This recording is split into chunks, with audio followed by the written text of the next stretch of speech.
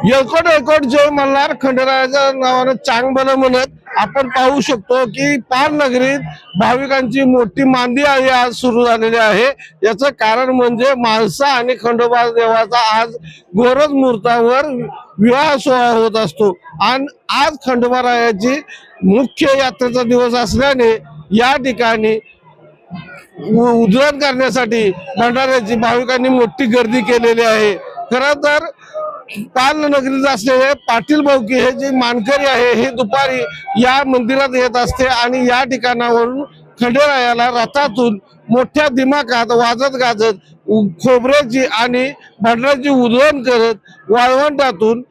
म्हाळसा ज्या ठिकाणी आहे आणि विवाहस्थळ आहे त्या ठिकाणी नेत असते आणि भंडाऱ्याच्या उधळणीत पिवळा गर्द असा हा परिसर होत असतो आणि लाखो भाविकांच्या उपस्थितीत सायंकाळी गोरज मुहूर्तावर या ठिकाणी म्हाळसा आणि खंडोबाचा विवाह सोहळा संपन्न होत असतो आणि तो पाहण्यासाठी आंध्र प्रदेश, कर्नाटक, महाराष्ट्रातील भाविकांनी लाखोंच्या संख्येने या ठिकाणी गर्दी केल्याचं आपल्याला पाहायला मिळत आहे। न्यूज 18 लोकमतसाठी विशाल पाटील, पाल, सातारा।